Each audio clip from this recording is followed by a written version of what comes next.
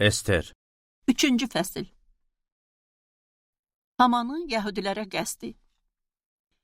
Bir müddət keçəndən sonra Padşah Axişveroş Aqaqlı Hammedatı oğlu Hamanı şərəfləndirib rütbəsini qaldırdı.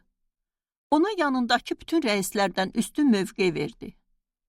Padşahın əmrinə görə padşahın saray darvazasında olan bütün əyanları Hamana baş əyib qarşısında təzim eləyirdi. Mordekay isə Hamana baş əyərək təzim eləmirdi. Padşah sarayının darvazasında olan əyanlar Mordekaydan soruşdular. Niyə padşahın əmrinə itaat eləmirsən? Bunu Mordekaydan hər gün soruşurdular, lakin o buna əhəmiyyət vermirdi. Bunun xəbəri Hamana çatdı. Çünki Mordekay onlara Yəhudi olduğunu söyləmişdi. Hamı bilmək istəyirdi ki, Mordekay belə davranışını davam elətdirəcək yoxsa yox. Haman Mordekayın ona baş əymərək qarşısında təzim eləmədiyini görəndə kini artdı. Buna görə də təkcə Mordekayı öldürmək niyyəti ilə kifayətlənmədi. Mordekayın hansı xalqa mənsub olması Hamana məlum edilmişdi. Ona görə də o Mordekayın xalqını, Axişveroşun padşahlığının hər tərəfində yaşayan bütün yəhudiləri qırdırmaq qərarına gəldi. Bu işin görüləcəyi günü müəyyənləşdirmək üçün Padşah Axişveroşun hökmdarlığının 12-ci ilində 1-ci ay olan Nisan ayında Hamanın önündə pur, yəni püşk atdılar. Püşk 12-ci ay olan Adara düşdü. Sonra Haman Padşah Axişveroşa dedi, sənin padşahlığının hər vilayətinin xalqları arasına səpələnib yayılan bir xalq vardır.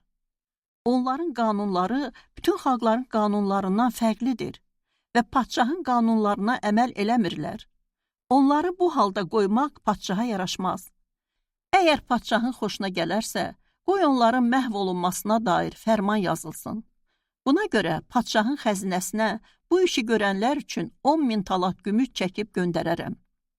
Padşah barmağından möhür üzüyünü çıxarıb, Yəhudilərin düşməninə, Aqaqlı Hammedat oğlu Hamana verdi. Padşah Hamana dedi, gümüş də sənin ixtiyarında olsun, xalq da. Bu xalqa gözündə nə xoş dursa, onu da elə. 1-ci ayın 13-cü günündə padşahın mirzələri çağırıldı.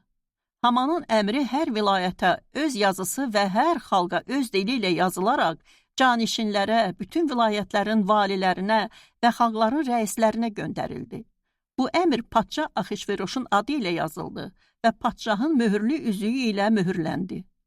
12-ci ay olan Adar ayının 13-də bütün yəhudiləri, gəncləri, qocaları, körpə uşaqları və qadınları bir gündə qıraraq məhv eləyib, kökünü kəsmək və mallarını talan eləmək üçün qasidlərlə bütün vilayətlərə məktublar göndərildi. Bu fərmanın surəti hər vilayətdə qanun kimi dəst xətlə yazılmalı və o günə hazır olmaları üçün bütün xalqlara bildirilməli idi. Qasidlər padşahın əmri ilə cəld yola düşdü. Fərman Şuşan qalasında tərtib olundu. Padşahla Haman əyləşib şərab içərkən Şuşan şəhəri çaşbaş qalmışdı.